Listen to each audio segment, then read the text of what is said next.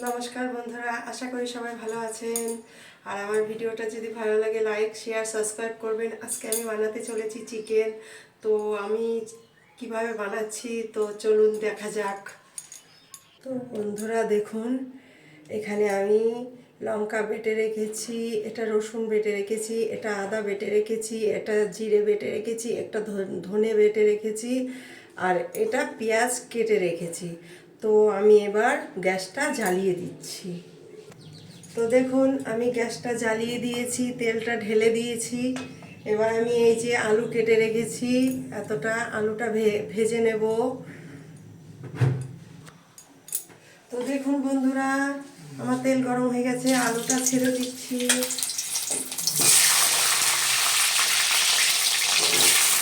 আলুটা প্রথমে ভেজে নিচ্ছি।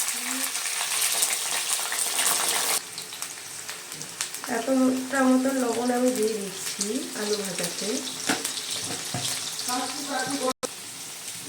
দেখুন তো আমার আলু ভাজা হয়ে গেছে। দেখুন বন্ধুরা, আলু ভাজা হয়ে গেছে। এবার আমি আলুটাকে তুলে দিচ্ছি। তো দেখুন বন্ধুরা, এটা আমার মাছ ভাজা হয়ে গেছে। এটা আমার এখন হাজবেন্ড খাবে। তো দেখুন বন্ধুরা, আমার আলু ভাজা হয়ে গেছে। এবার আমি এর মধ্যে পেঁয়াজটা ছেড়ে দিচ্ছি। গরম তেলের মধ্যে পেঁয়াজটা ছেড়ে দিলাম। পেঁয়াজটা ভালো করে লাল করে ভেজে নিচ্ছি। ভেজে নিয়ে আমি মশলাগুলো সব একে একে দিয়ে দেবো। সাথে থাকুন, পাশে থাকুন। যেভাবে আমাকে পাশে থাকছেন এভাবে আমাকে পাশে থাকুন। তো দেখুন বন্ধুরা, আমার পেঁয়াজ লাল করে ভাজা হয়ে গেছে। এবার আমি মশলাটা একে একে সব দিয়ে দিচ্ছি। এবার মশলাটাকে দিয়ে আমি ভালো করে এটাকে কষবো। এখানে আমি মাংসটাকে নুন হলুদ মাখিয়ে রেখেছি।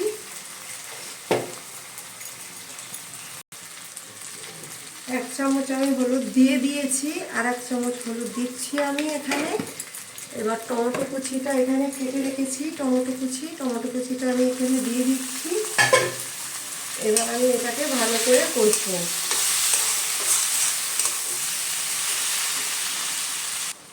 তো বন্ধুরা, আমি প্রায় 5 মিনিট কষিয়ে নিলাম মশলাটাকে। আরও 2 থেকে 3 মিনিট আমি কষিয়ে নেব, তারপরে আমি চিকেনটাকে এখানে দিয়ে দেব।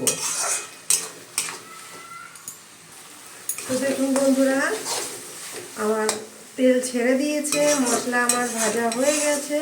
মশলাটাকে যত আপনারা ভাজবেন তত চিকেন হোক মটন হোক টেস্ট হবে।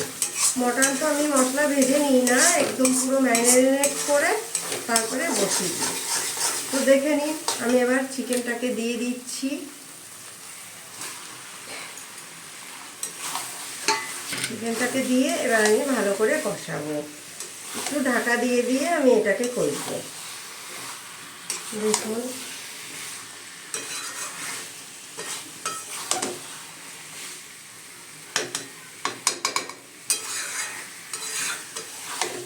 এর মধ্যে আমি 2-3টে তেজপাতা দিব।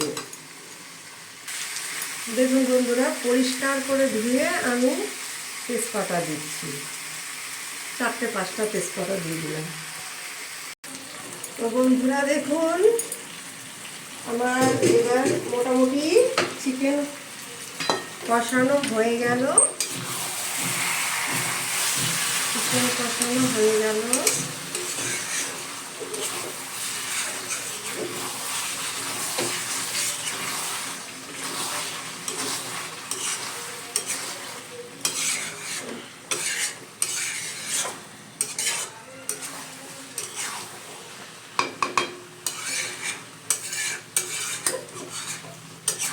এবার আমি এটাকে জল দেব, তবে আমি ফুটানো জল দেব। আরও একটু কষাবো, কষিয়ে আমি ফুটান্ত জল দেব।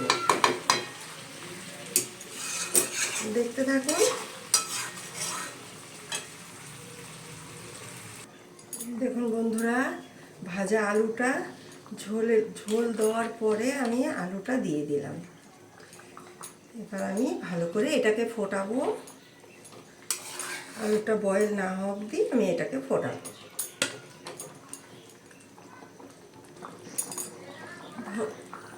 আমার চিকেন হয়ে গেছে। এবার একটু গরম মশলা উপর দিয়ে ছড়িয়ে দিচ্ছি। হয়ে গেছে।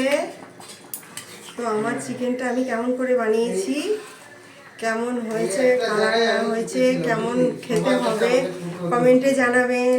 আমার সব বন্ধুদেরকে জানাই। আর আমার ভিডিওটা সবাই দেখবেন। আমাকে এভাবে আপনারা যেভাবে সাপোর্ট করছেন এইভাবে আমাকে সাপোর্ট করবেন। ভালো থাকবেন, সুস্থ থাকবেন।